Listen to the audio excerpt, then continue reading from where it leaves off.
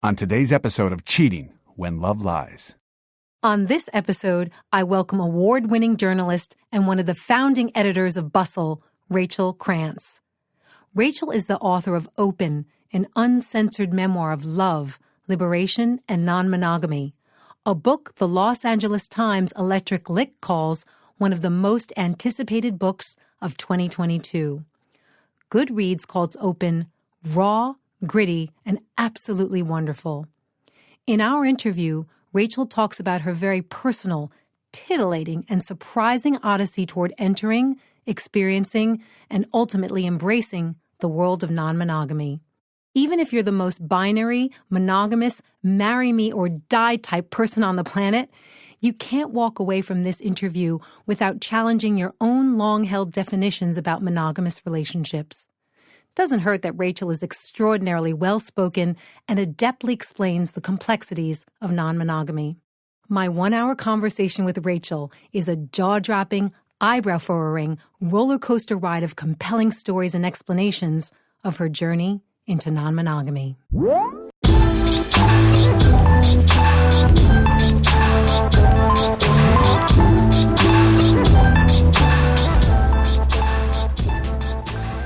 Rachel Krantz, thank you so much for being here with me today on Cheating When Love Lies. Thank you so much for having me. I'm really excited to talk with you. The book is such a page-turner. So Open by Rachel Krantz. Tell us what's it about, and then we'll get into how it relates or doesn't relate to cheating.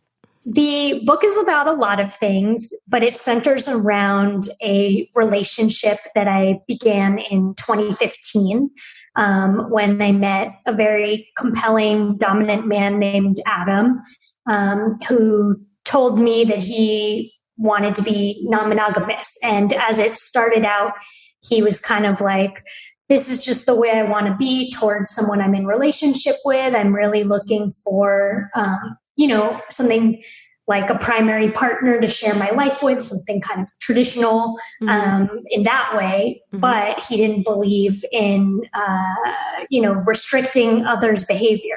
So for the first year together, the agreement was it could be an open relationship on my side, but not his, because I was not comfortable with the idea yet.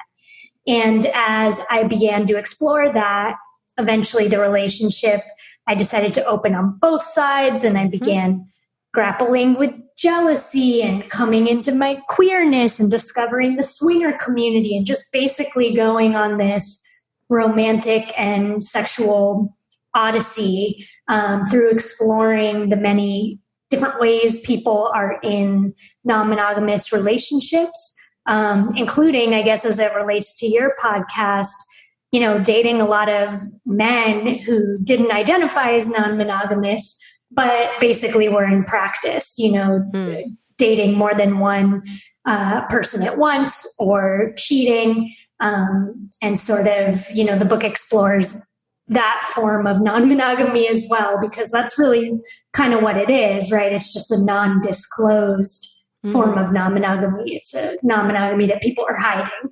What I think is so compelling about your book is that it really is your personal journey, your odyssey.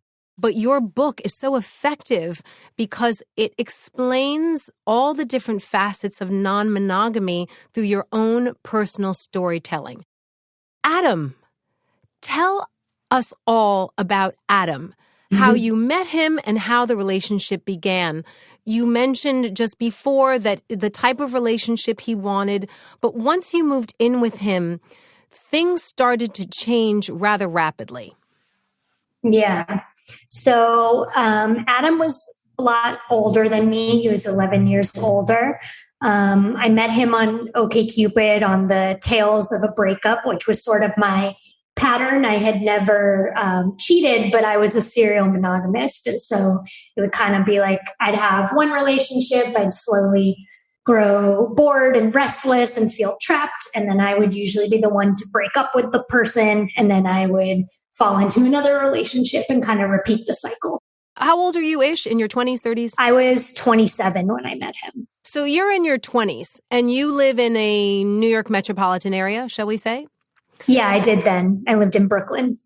I'm amazed that you're even able to have so many monogamous relationships. Can you talk about that? I mean, I hear about women, myself included, that can't get a date. How were you able to have monogamous after monogamous relationship before you met Adam? Yeah, I mean, I definitely used to complain with my other girlfriends who dated men that like the market was so saturated in New York of like, I mean, there just are more women in New York City than there are men. And then you factor in, you know, that many of those men are gay or in relationships already, right?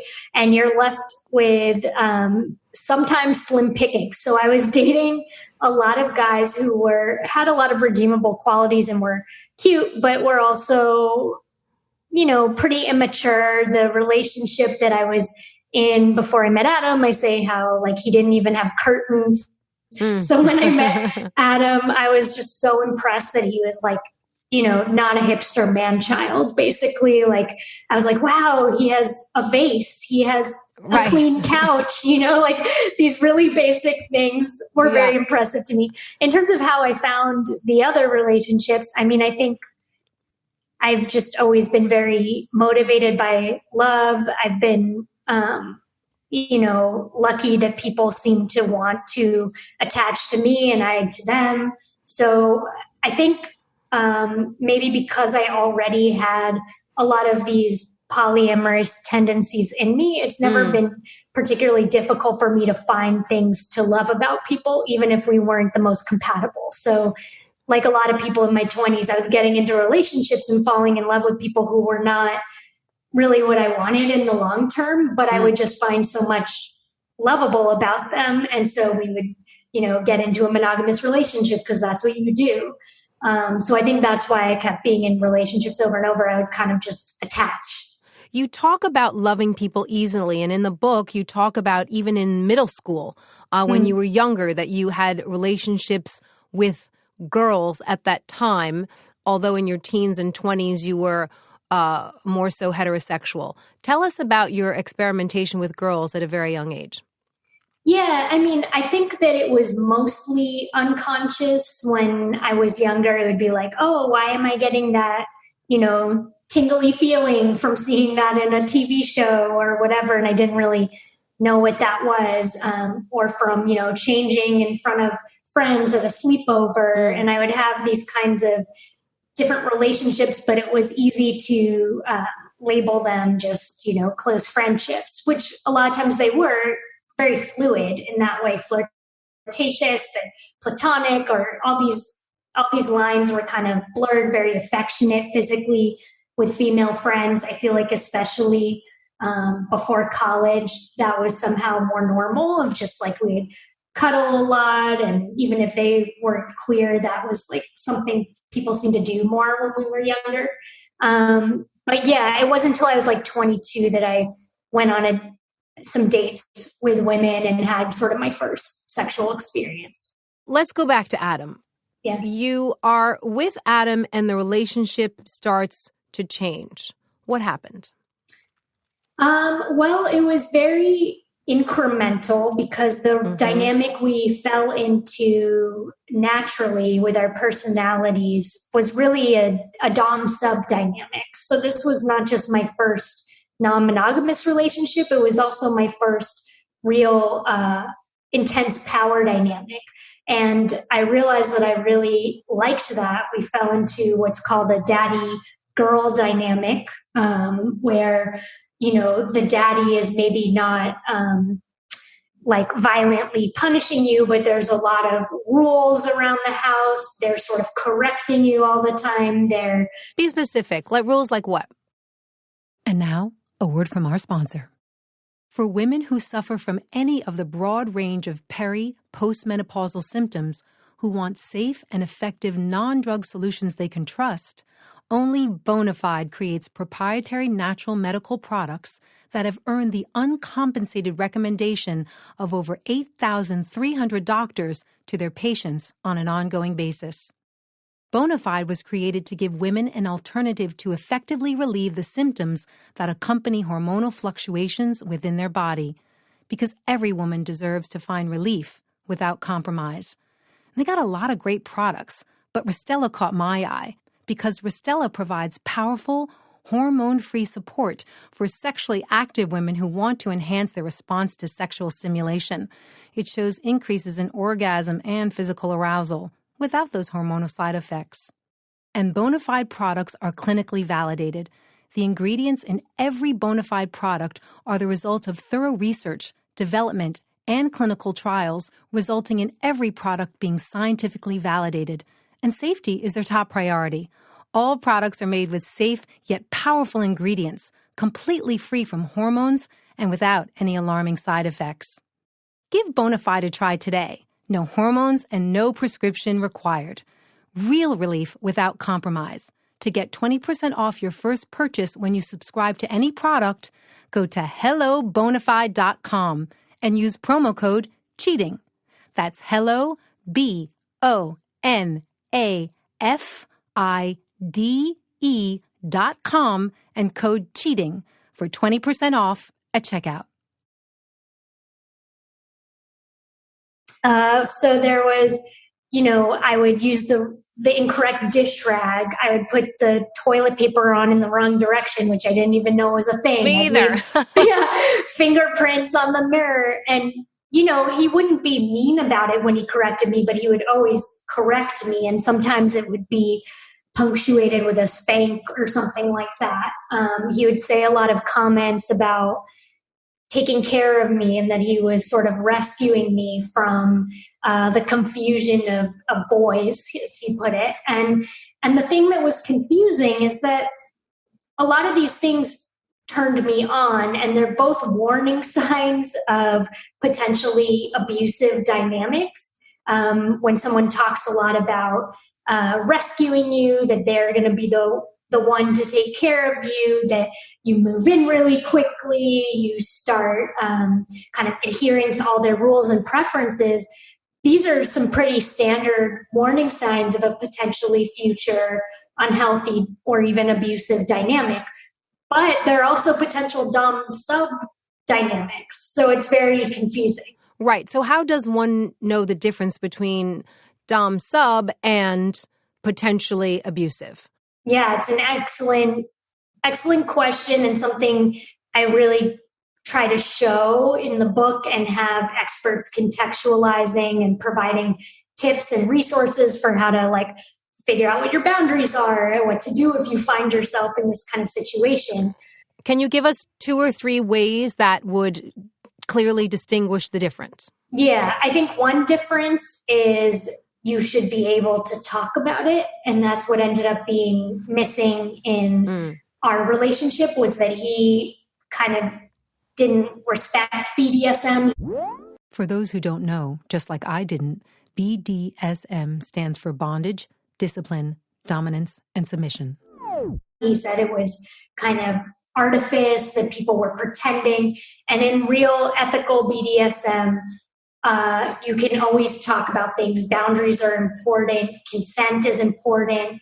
A real dom, quote unquote, would not say oh, I'm so dominant that I don't even like to call myself a dom, or we don't need to talk about that because it's just who we are. Those are all red flags.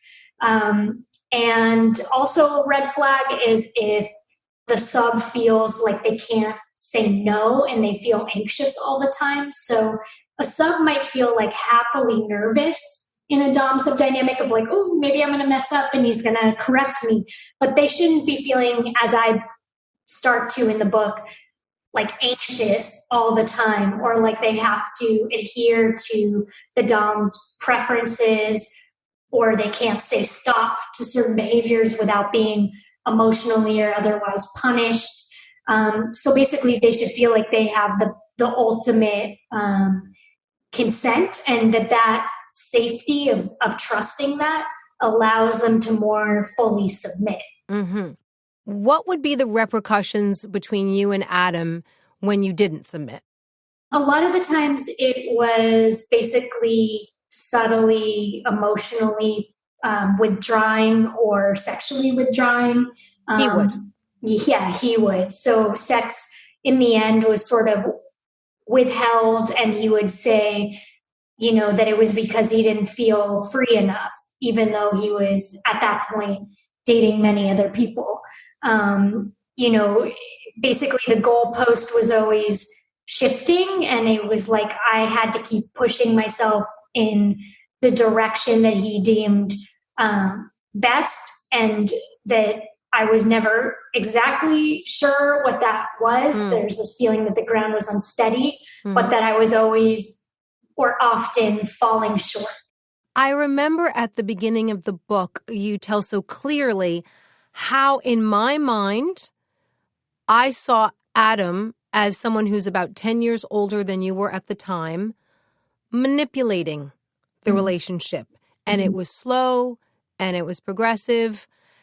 Am I necessarily correct or incorrect in my thinking? Was that manipulation? Was that tactical?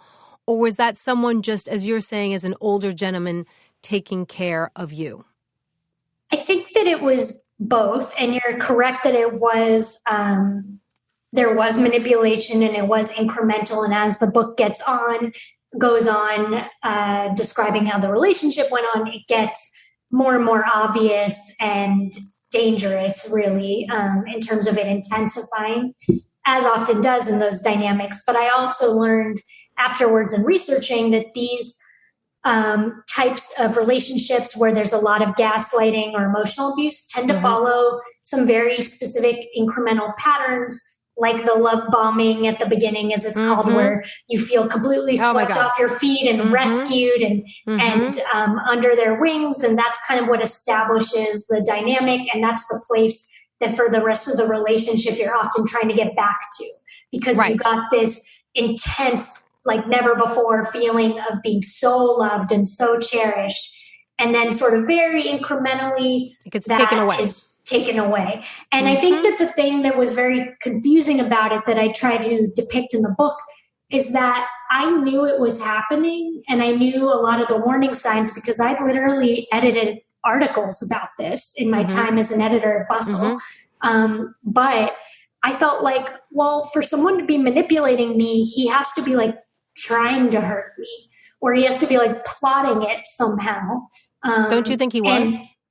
I don't think he often was. I think some things he was, like, and he readily admitted to it, like basically training me in how to be in an open relationship, and sort of the offer of I could have all the security of it being open on just my side first. That was intentional. Right. May I interject there? Because so for people that haven't read the book, you're with Adam. It's non-monogamous, but he does start by saying, you, Rachel, can be with whomever you want, and I will not be with anyone else until you tell me to do so. Right. I read that. I'm a lot older than you are, and I was like, ding, ding, ding, ding, red flag. He's setting her up. Was it a setup? Yes, but it was also one he, like, readily said from the beginning, like, this is to help you see the benefits for yourself and basically like ease you in. Did you believe that then, and do you believe that today? I do. I think that, he knew that strategically that was the best way, and it was correct. It was the best way to what? To get me to explore and see the benefits of non-monogamy while feeling safe until I was ready to open up the relationship. So, I mean, I think getting back to your point was he manipulating me? Yes. But I think that one thing that's important to talk about that I do explore in the book is that manipulation isn't often conscious on behalf of the manipulator. And the idea that it always is often keeps people who are on more the receiving end of this dynamic locked in, because they feel like, well, but my partner really loves me, or they're not, like, I really don't believe they're plotting this consciously, or I'm conscious of his manipulation, so how can it be a manipulation? But I think the thing is, someone can really be manipulating you and believe in their mind that they are just knowing better than you do what's best for you, and that they know how to love you. And if you could just do what they say and adhere to their version of reality or their rules, that you would be happier. And so I think that he genuinely believed that. And so the idea of manipulation is being questioned. This conscious, like evil thing, I think is incorrect, that it can sometimes be unconscious, it can sometimes be conscious, but well-intentioned, but still have a bad outcome. You have such clear stories in the book. Tell us about John Smith. John Smith, I met also on OkCupid. He was someone I found when I started exploring having MFM threesomes with Adam, which tell people what that acronym is, please. Fetish. So that's male, female, male, where the men don't touch each other and the woman is kind of the center of attention. Mm-hmm. And what Adam was into was, colloquially known as a hot wifing fantasy. And so hot wifing exists in all permutations, like all, sexual orientations, but basically in a heterodynamic, it would be where the man enjoys watching and participating in a threesome or seeing his partner with another man, and then often that sense of competition and reclaiming her after. Mm-hmm. But he won't usually touch the other man. It's more about this sort of sperm competition, I guess. Mm-hmm, mm-hmm. And so obviously I was like, that sounds fun. Mm-hmm. Like that sounds like a lot of attention. And with John Smith, I met him looking for that dynamic. And he was someone who was one of several men who didn't identify as non-monogamous, but had cheated in every relationship he'd been in and couldn't imagine the idea of being with one person for the rest of his life because he would feel so sexually restricted. And he, when we started having the threesome, it was really fun at first. Mm-hmm. And then it kind of takes a turn where he starts having a lot of porn speak, which again... like what? Give us a take. Calling me a dirty slut, telling me, oh, you want 2 dicks, don't you? And these are all things that in the right context now can sometimes turn me on, can certainly turn other people on. But what I didn't know then is like you have to communicate about those things ahead of time. And if you just drop that kind of more degrading or porn talk into the scene without talking about it, it can really be a turnoff. And it was for me. So Adam and yourself and John Smith are together. They're not going to engage in homosexual sex. Yeah. You are the center of attention. John Smith has sex with you and refers to you with these terms. Yeah. Are you saying that there's a world in which you could have all three sat down before and said, these are the verbiage that we can use. Mm-hmm. This is what I don't want to be said. Mm-hmm. Does that occur? And now, a word from our sponsor. Get 20% off of Bonafide just by listening to Cheating When Love Lies. For women who suffer from any of the broad range of postmenopausal symptoms who want safe and effective non-drug solutions they can trust, only Bonafide creates proprietary natural medical products that have earned the uncompensated recommendation of over 8,300 doctors to their patients on an ongoing basis. Bonafide was created to give women an alternative to effectively relieve the symptoms that accompany hormonal fluctuations within their body, because every woman deserves to find relief without compromise. They got a lot of great products, but Reverie caught my eye. Reverie provides powerful, hormone-free relief from vaginal dryness, with an easy-to-use vaginal insert that renews your body's moisture for everyday comfort and intimacy.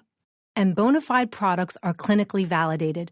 The ingredients in every Bonafide product are the result of thorough research, development, and clinical trials, resulting in every product being scientifically validated. And it's endorsed by doctors. Bonafide products are recommended by over 8,300 doctors across the country.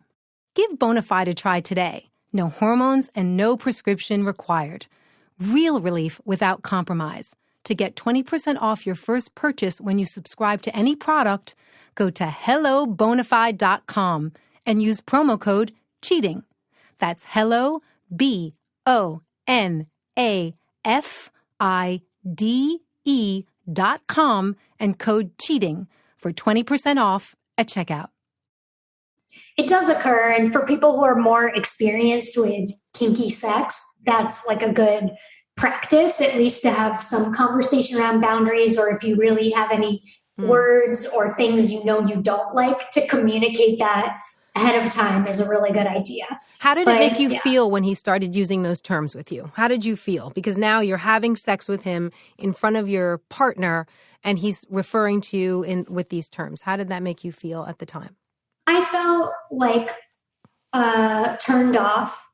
Like it really took me out of the fantasy I was having, which was sort of a more romantic one where, just a minute before he'd been, thrusting in missionary, and it was kind of very romantic, and there's a beautiful view out the window, and it was kind of like, oh, this is great. I have two like handsome men just being super loving with me. And all of a sudden I was like feeling like, oh, I'm this dirty slut to be degraded in a porno that feels like it's like his fantasy instead of mine. What's Adam saying, if anything? Is Adam... I think that he probably didn't care that much. He was more looking at it visually. Maybe he didn't notice that much that it was happening.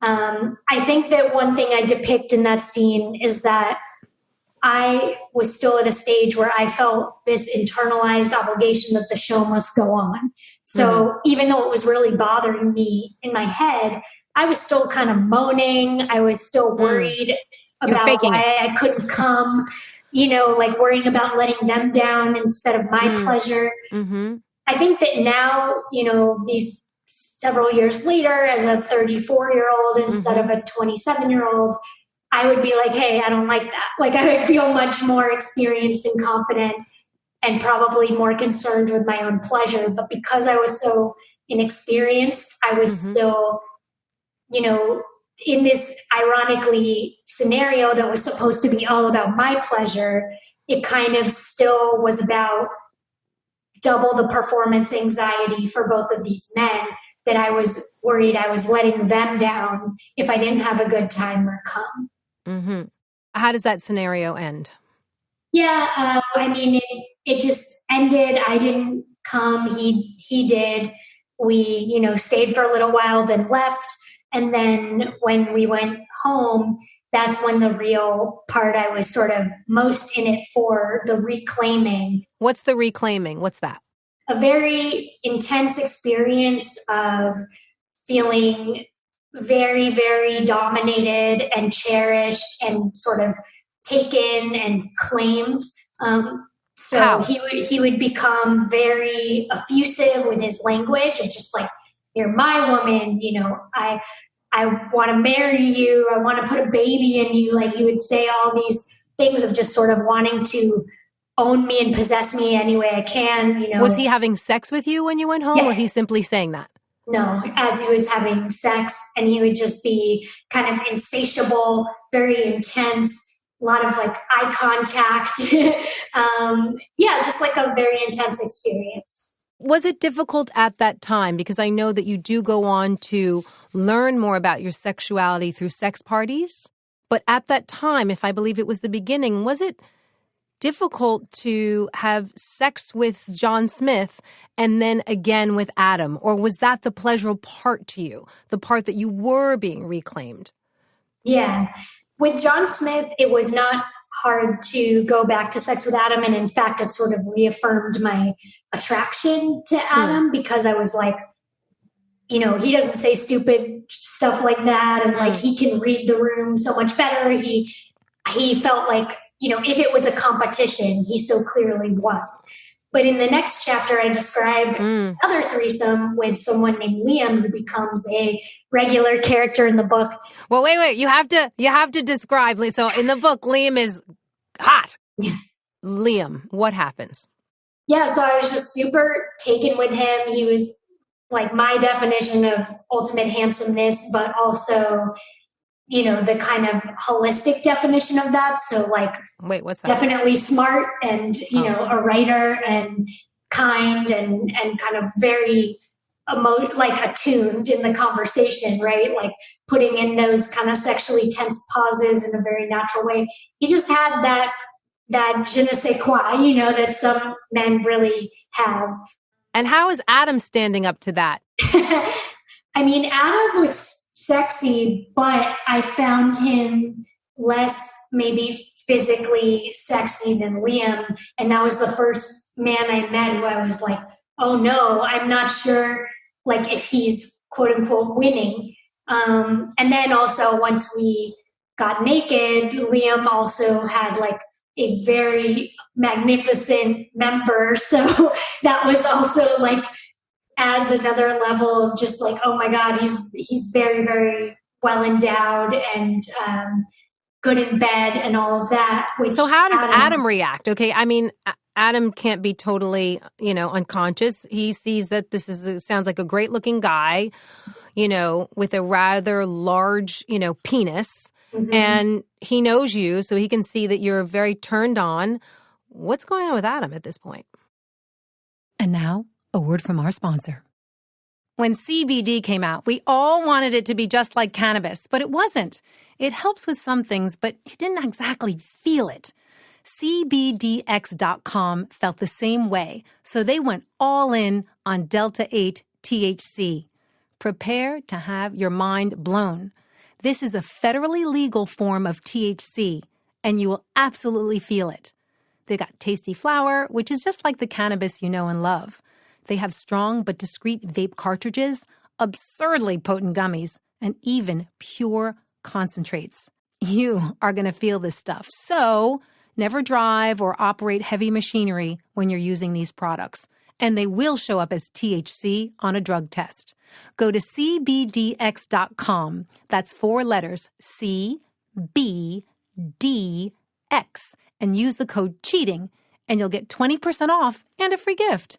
So if you live in a state where cannabis is legal, this is so much easier than going to the dispensary and cheaper than paying all those taxes. And if you live in a state where cannabis isn't legal, it's a no-brainer. Forget the sketchy handoffs. Give yourself some gummies or a vape. You'll be blown away that this is legal and shipped directly to you at your door. So remember, go to CBDX.com, that's CBDX, and use the code CHEATING for 20% off and a free gift. I think that he was also feeling very turned on by the competition because that's sort of what did it for him. And that possibility that I was going to be stolen away was kind of erotic. His reaction was to kind of be even more forceful and dominant to the point where afterwards Liam said that he only wanted to see me again on my own because it had felt kind of too violent looking, too much, in terms of how he was reclaiming me. So in that case, you had your sex with Liam and then your sex with Adam in front of Liam. You didn't go home and then... Right. Okay. Yeah, Adam was there. Why did you do it differently that time? No, both times Adam was there. Okay. Yeah. No, at that point I was only having sex with other men while Adam was there. In the beginning, I felt like it would be too confusing otherwise. And even to the point of, even though I really, really wanted to see Liam again after that threesome, when he said he only wanted to see me again on my own, I didn't end up seeing him again for another year because I just felt like it would be I was afraid I was going to basically leave Adam for Liam and that Liam wouldn't want to be with me anyway. Like I was worried I would get too wrapped up in that fantasy. Right. Freeze frame. So were you thinking after having, this great sex with this very, attractive man whose mind you had some sort of affinity with as well, was there a world in which you could have said, you know what, I got to hop this Adam ship and go for Liam? I mean, I think in some fantasies, yes, but I was very much in love with Adam still. And also by this point had bought into the narrative he established that we were destined, that he knew how to take care of me better than anyone else. And I saw from Liam's track record of cheating, of kind of hopping around, of maybe not seeming that stable, that he wasn't offering or likely to offer what Adam was, which was like this, real commitment in terms of like, you're going to be my person. I'm going to take care of you every day. Liam seemed more like, okay, probably there's a ton of girls at any moment kind of floating around. And so I sort of made the decision for the time being to put that aside and continue investing in the relationship with Adam. Let's go back to what we were talking about earlier. In your case, the man easing you slowly into the situation, priming you, grooming you. Mm-hmm. There's a ring that takes on some importance as well in your story. Yeah. Tell us about this ring, why it's important, and how it's part of this narrative that Adam had about making a promise. And do you feel like he followed through on that promise? What was this ring? Yeah. So the ring was actually my idea because I had started wearing a ring on my own as this idea of like, I'll be engaged to myself and see if I can give myself some of that feeling of security that only a ring on your left ring finger seems to afford you. But after I met Adam, I started fantasizing that he would give me a ring, even though I wasn't exactly sure if I wanted to get married. He often talked about marriage a lot the reclaiming of me and stuff like that. So during the reclaiming sex, he'd talk about marriage or just in general? Both, but it became sort of a tool for making me feel like he was very committed. It was confusing. So he would say like, maybe we should get married was like something he would say a lot, but he would never like directly, seriously propose. But he would say like, maybe we should get married all the time in this sort of like half joking way, even though to our friends and on the outside, he had been married before and he would say marriage is stupid. I don't ever want to get married again. But he would say it to me all the time. So it became another sort of carrot on the stick of like, if I'm good enough or if I'm his dream girl, like he won't be able to control himself and he'll just have to marry. Mm-hmm. So how is that different from the Cinderella story that someone heard in 1970? Well, I think that the dream girl, the definition of his dream girl was something much more risque, right? It was a woman who was having threesomes with other men in front of him. It was someone who was allowing him to have any freedom. So it was still based on mostly striving towards his definition of perfection. But his definition of perfection was one where I was also ostensibly incredibly free and encouraged to have whatever experiences with other people that I wanted. And that maybe if those were kind of threatening in terms of like, am I going to fall more in love with them, that was actually something he sort of wanted. In terms of he was excited by that competition. I'm sorry, I cut you off in talking about the ring. Can you tell us what happened? You had this ring for yourself. Adam gets involved with the ring and he starts to take over the narrative of what the ring represents in terms of traditional marriage. What happened?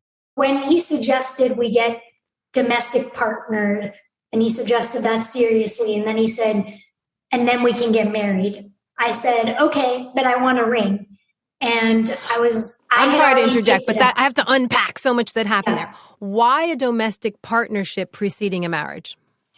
I think because a domestic partnership is very easy to dissolve legally, and you get a lot of the legal benefits, and also that it was a way to reward me and feel like, see, look, that he could be demonstrating that he was committed, but without having to have a ceremony, without any of the legal entanglements of like me having rights to any property he owned or things like that. And you're asking for a ring. Why was that important to you to have a ring? It seems like that's very symbolic of a traditional marriage, particularly because you're heterosexual. Yeah. I mean, I think I wanted that outward symbol, and particularly because At that point, he was starting to date other women on his own. I wanted that marker of primacy, right? Of like, I'm the only one who wears a ring. I'm the only domestic partner. It was like a status symbol. And then I think it was also an extension of our dom sub dynamic of, a lot of people who are in those dynamics might wear a special piece of jewelry, a ring or a collar or a necklace or have a tattoo, something that makes them feel like owned by the other person, marked. And the ring that I picked out that I wanted, it was to be inscribed by a word that he would choose. Which was? So I keep it a secret in the book. But, it was something that he chose that had kind of special meaning only for us. I decided to hold it back in the book because I think it's actually more powerful if people can project their imagination onto it, because that's what I was doing, right? Even though it was a word. What do you think most people think that word would be? If you had to take a guess, most people think that word would be what? Probably like mine or something like that. Something that was about the dom sub dynamic, probably. Mm-hmm. And now, a word from our sponsor. If you want beautiful, thick, healthy, shiny hair, Nutrafol is for you. I've been using it, as you know, and I love it. I even got the massive thumbs up from my dermatologist. I told her I was using it, and she was like, oh, my clients love it. It's fantastic. 30 million women are impacted by weakened or thinning hair. And if you're among them, like me, now Nutrafol is the solution you can trust. Nutrafol supports healthy hair growth from within by targeting the 5 root causes of thinning: stress, got a ton of that, hormones, overflowing and out of control, the environment, nutrition, and metabolism. Mine's definitely slowing down. Visit Nutrafol.com and take their hair wellness quiz for personalized product recommendations that are unique to your hair's needs. No matter what stage in life, Nutrafol has a solution. And the best news is, when you subscribe, you'll receive automatic monthly deliveries so you never have to miss a dose. You can grow thicker, healthier hair and support our show by going to Nutrafol.com and entering the promo code CHEATING to save $15 off your first month's subscription. This is their best offer anywhere, and it's only available to U.S. customers for a limited time. Plus, free shipping on every order. Get $15 off at Nutrafol.com, spelled Nutrafol.com, promo code CHEATING. Sex parties. You'd been to quite a few of them.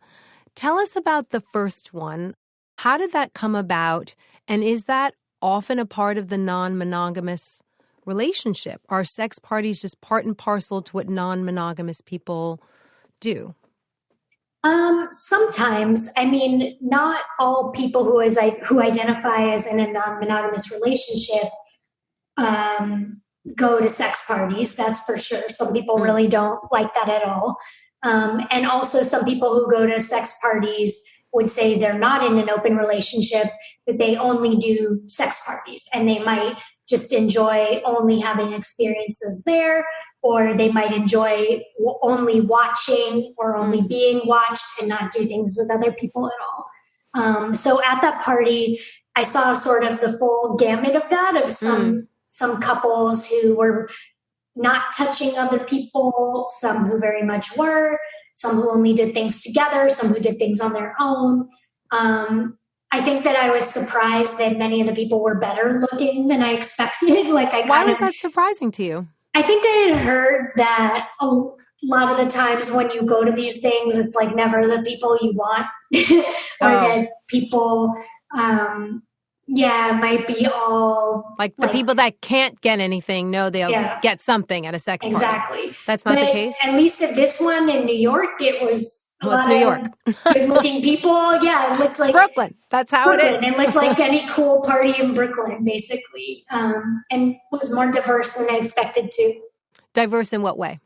Racially, I would say more diverse. Like a lot of lifestyle spaces tend to be unfortunately predominantly white, although not all. And I introduced you to sort of the main group of swingers I fell in with towards the end of the book, which was they were predominantly Black and Latino as a group, but that's more unusual. A lot of the swinger resorts are predominantly older and white.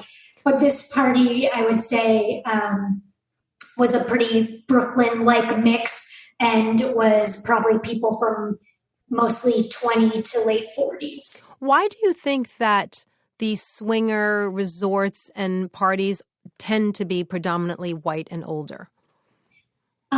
Well, one reason is income inequality because they're extremely expensive to go to. Oh, how does that work? Tell me. I didn't you had to pay? There's a fee to get in? Yeah, I mean, they're all-inclusive resorts. So that could be, well, it that depends. That's a vacation. Yeah. But I'm saying going to the party in Brooklyn, what's it going to cost you? The party in Brooklyn was diverse. That one was not. Do you pay to get in? Or older. You do pay to get in. How much is it to get into a sex party about?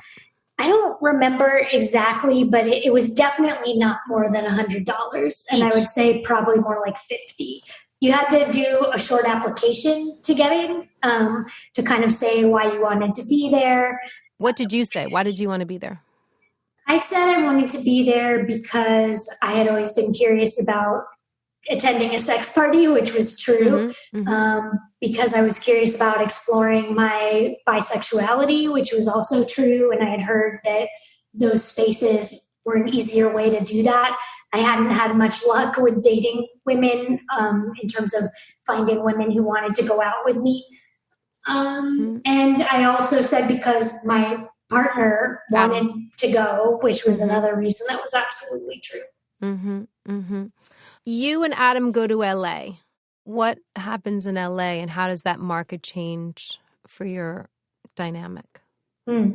Yeah, when we went to LA, very shortly after is when he gave me the ring and we got domestic partnered. So in some ways our commitment was deepening. But by this point, the relationship was fully open on both sides. And I continued to struggle with jealousy, but also feel like I wanted to be on this journey. How did you struggle with jealousy?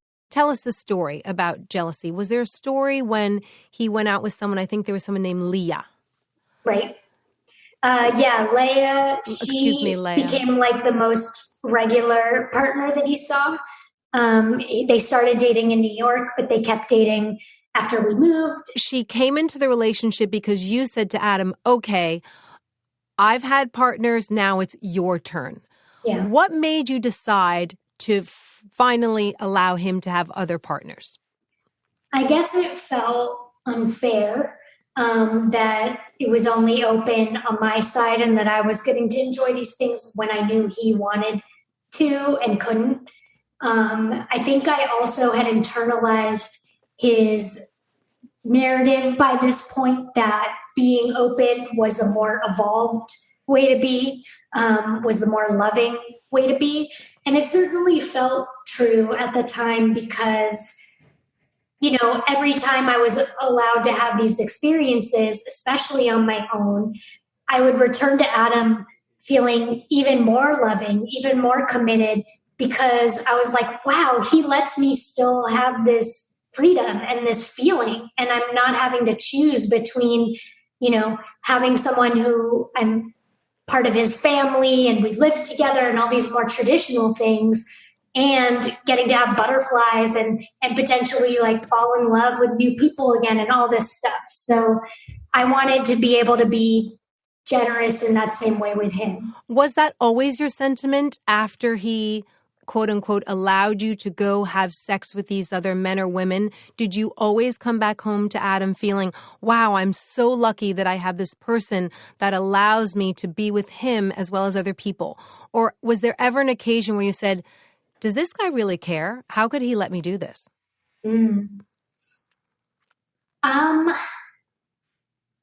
I think sometimes, especially towards the end when he didn't even seem to get as ignited by any jealousy anymore because it was just more normal. that I would have these experiences and I didn't feel the reclamation as much.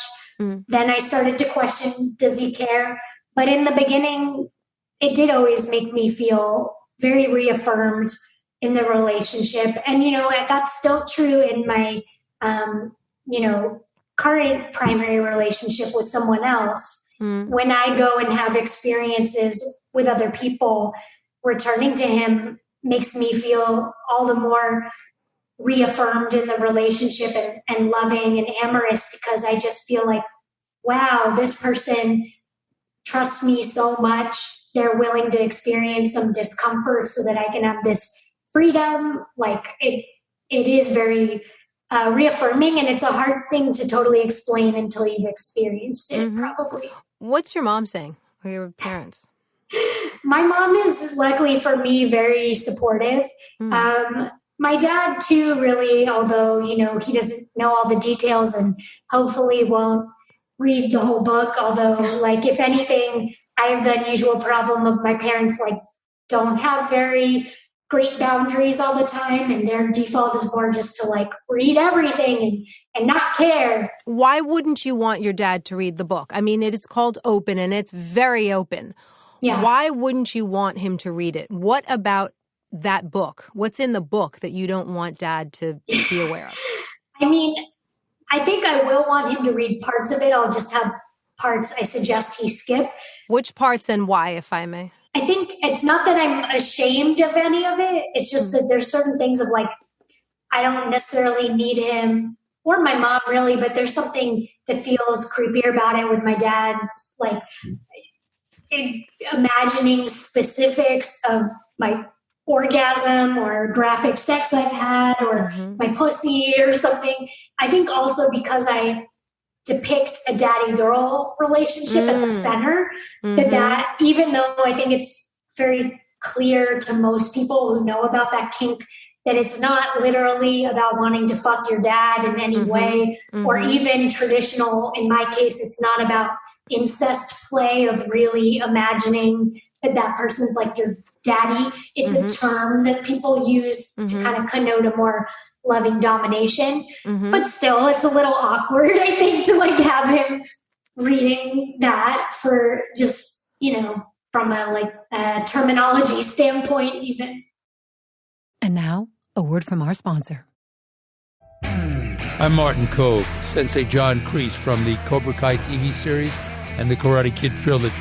And I'm hosting a new podcast, Cobra Cove, with my own kids, Rachel and Jesse Cove. We're breaking down Cobra Kai episodes and talking about everything from pop culture to bullying and personal development. With all kinds of great guests from the TV series, Hollywood, and the mental health world.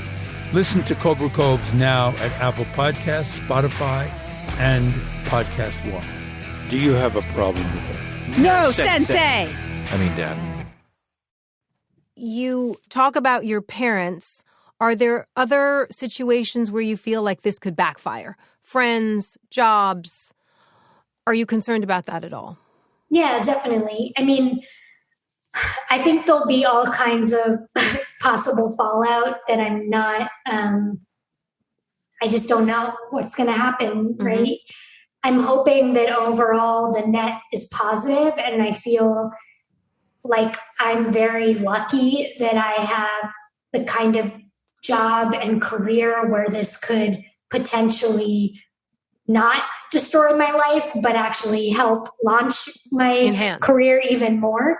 And so that gives me a sense of, I guess, some responsibility to be as open as I can, because, there's so many people who don't have that opportunity. They have children that they could lose custody of. They have jobs they could lose. I think that should I go back the more traditional route, it might be harder for me to get a job. I think it might be harder for me to get an apartment rented to me, but I have so many other, privileges that have made those things easier in my life in general than they are for so many other people, that I feel like, okay, that's a risk I'm willing to take so that I can hopefully help open up the conversation in our culture and the realm of what's acceptable, so that maybe other people in non-monogamous or kinky or queer or relationships can experience a little bit less stigma. What happens when a non-monogamous person, and I would love it if you could speak from a personal voice, has children? Do you continue to have multiple partners? Do you say to the 4-year-old, the 8-year-old, the 12-year-old, these are my partners, these are my lovers, this is how it works? What happens when children come into the equation? Yeah, I mean, I think that it depends for everyone, right? Like, so there's some polyamorous people who might parent all together, groups of 3 who might, all parent a child from beginning to 18.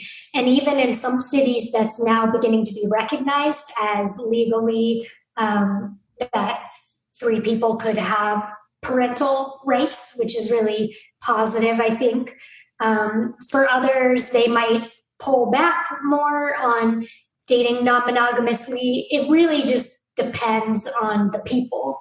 What about for you, based on your experience? What do you think that you would do were children to figure into the equation? Because in your case, you didn't just have one other person. There were queer relationships, other male-female relationships. Sometimes Adam had 2 or 3 partners. So sometimes we're talking 6, 7 people. Right. I mean, if I were to have kids, which I probably won't, I would be honest with them about it. And I would try to normalize that this is an acceptable way of being in a relationship. But of course, I think polyamorous people like to say love isn't finite, but time is. And so there's real constraints that having a kid would put on time, right? So obviously if you're off with other partners all the time, or you're having a lot of conflict in the primary parenting relationship as a result of the non-monogamy, that would be an issue. But I feel like if it was arranged in such a way that it was healthy, it kept the parents healthy, that it made me happier as a parent, that those are all good things. And I would just be open at whatever level is age appropriate that, mommy has other special friends, basically. It sounds very vague. I think it's difficult to be concise because it's something that's unfolding. But do you agree that that feels vague? Yeah, I mean, I'm not a parent, right? So I can't speak to that experience. I just know, I do know parents who are polyamorous and very successfully so. And I think it's a totally valid, even great way of having a family. It's potentially more love.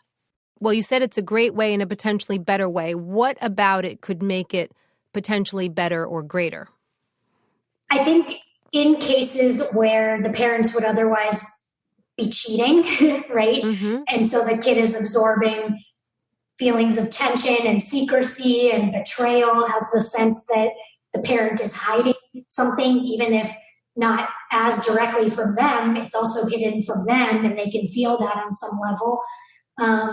Or even if the parent isn't cheating, but they are incredibly unhappy and unfulfilled or feel stifled, then I think kids pick up on that too. Just like if a couple would be better off getting divorced, but they're staying together for the kid, I think that often that doesn't end up being a better situation for the child because they absorb so much of the parents' unhappiness. You mentioned that you have a new partner, so I certainly don't want you to give away the book. But in terms of the emotional journey with Adam, what occurs? Do you walk away feeling, can't stand that guy, that was a big waste of time? Emotionally, what's the outcome? I feel that it was an incredibly trying and exhausting and wonderful and at times terrible experience in that relationship. So it was kind of so many things at once. And I don't regret it at all. So I left with a real sense of gratitude and a new... Gratitude for what? Gratitude for the foundation, however faulty it might have been.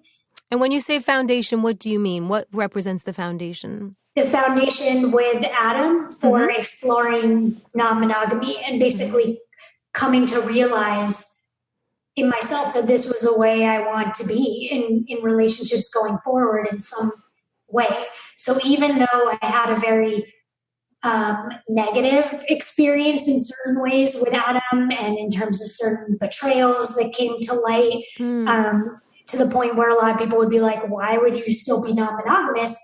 I very much felt like that experience taught me that non-monogamy is something that I want to incorporate into my relationships. Just not with him. But I also learned so many lessons of how not to practice it from that relationship and the mistakes that were made.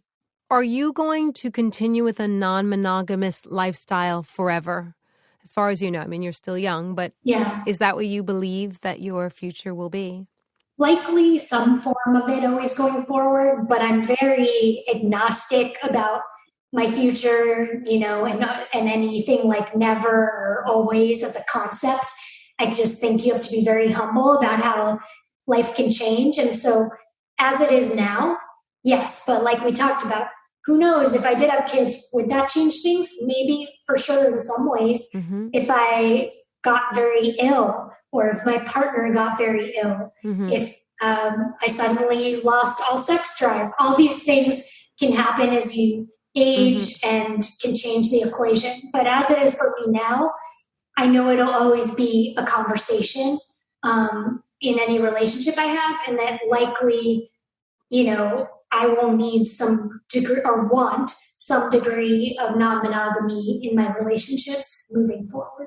We were talking earlier about your inauguration into lesbian sex. That's a wonderful story. Tell us about that.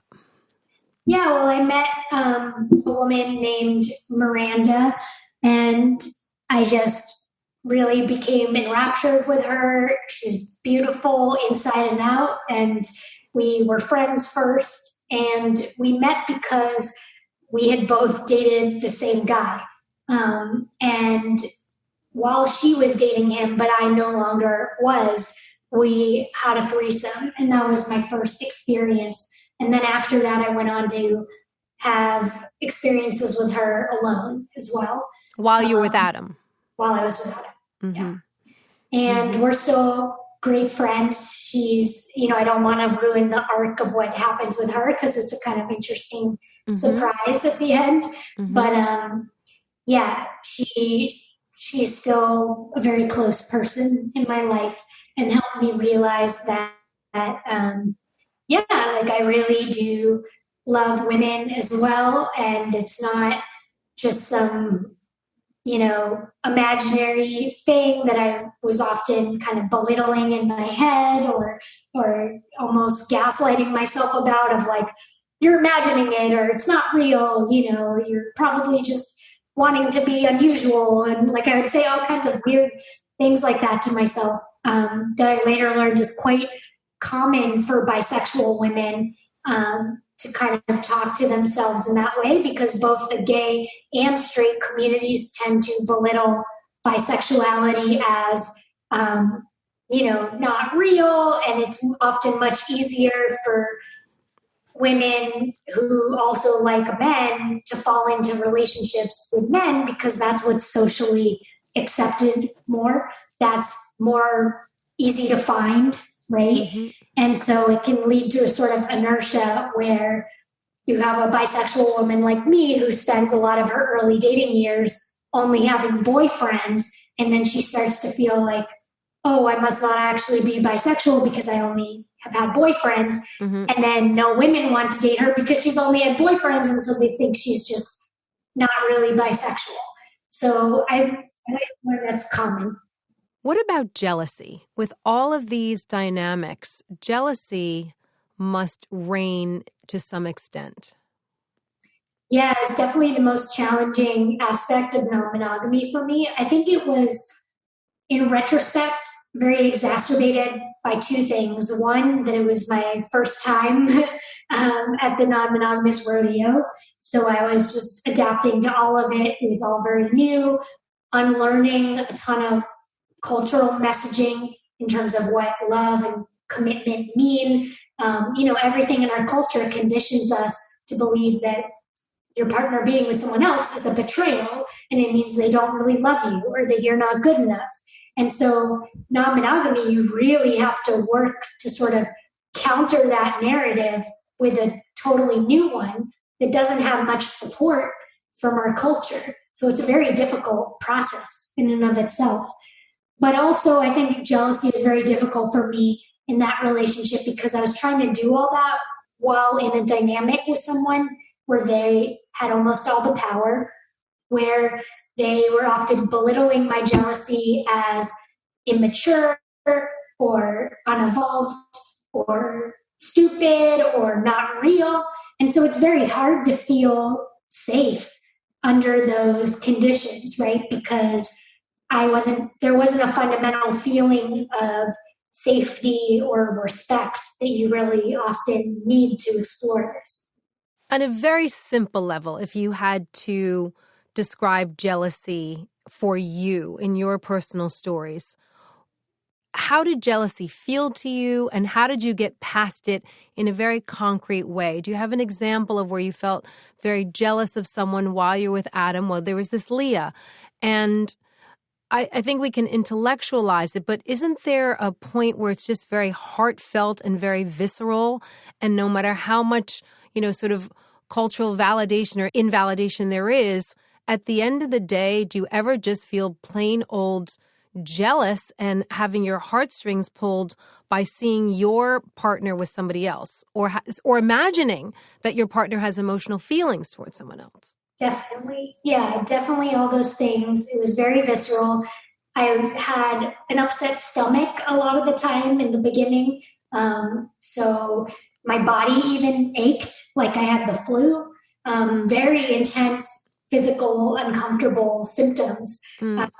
And, I was shocked because I had never thought I was a jealous person. Like I was kind of, one of those people who sort of enjoyed seeing their boyfriend like flirt with other women and stuff like that, seeing them desired by other people. So I thought, I'll probably be more or less okay. But knowing he was acting on those things now was very, very different. And so, jealousy is a feeling of envy, but it's also many other feelings are kind of under that umbrella of that one word. So it's a feeling of intense loss, of abandonment, of feeling not good enough, and kind of a sense of betrayal, shame, loss of just like feeling like the one and only. So it can take you back to a very primal place where your childhood wounds often live. If you ever had any experience of feeling unloved, which most of us do at some point or another as a child, or abandoned, it'll really like take you back there. And so that was part of what, made it so painful for me, but also so interesting, because I had this feeling, especially having bought into Adam's narrative that this was a more, evolved way to be, that if I could just come through my jealousy, maybe I wouldn't be afraid of anything.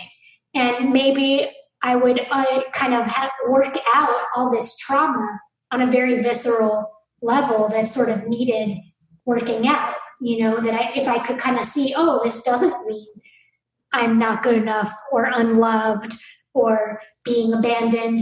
Maybe I'll kind of unlearn this through a sort of exposure therapy. And that both did and didn't happen. Do you get jealous anymore or no longer? A little bit sometimes, but it tends to feel more pleasurable than it used to. It's I experience it more now kind of the way Adam did. But I'm also in a very different dynamic with someone who is not as interested in non-monogamy. What are they interested in? He is somewhat, but he doesn't pursue it as much as Adam did. And so he's very, very, so is he monogamous? No. Oh, not he's necessarily. He's sort of fluid, flexible based on the relationship. So, there's a survey by a sex researcher named Dr. Hamilton, and she found that many people fall in the middle on that bell curve of monogamy and non-monogamy, meaning that most people can kind of go either way, depending on the relationship and the conditions. So he's sort of like that. They're going to be critics, people that say, you know what, Rachel, you're just screwing around with a lot of people and, there's no rules, there's no boundaries. We just, preface every concept with the word fluid, and it's nonsensical. How do you respond to those people? It's a good question. I think that I hear them and I understand where they're coming from. And I think that there's a really good saying by Zen Master Thich Nhat Hanh of that when someone criticizes you, you should say you are partially right. And when someone praises you, you should say you are partially right. And I think that a lot of what the book is a critique of binary thinking. And so basically, non-monogamy can be a lot of the negative things people are thinking, and it can also be a lot of the positive things that people are afraid of or are also, promoting or thinking. Often what we criticize most in others is what we kind of most despise in ourselves. So I suspect that a lot of people that feel most offended by this are also the ones most afraid of, these feelings in themselves, which are quite normal according to most surveys, according to rates of cheating. There's nothing so abnormal about having difficulty with long-term monogamy, especially a lot of studies show for women. Well, I think it's difficult to qualify what's normal, right? Yes. I think that to use the word normal is very challenging at this point. But really my question was focused more on how does Rachel protect Rachel? People are going to come after you, right? People come after everybody for things that are much less controversial. How do you protect yourself? I'm not sure yet, honestly. I'm going to have to see what the discourse is like.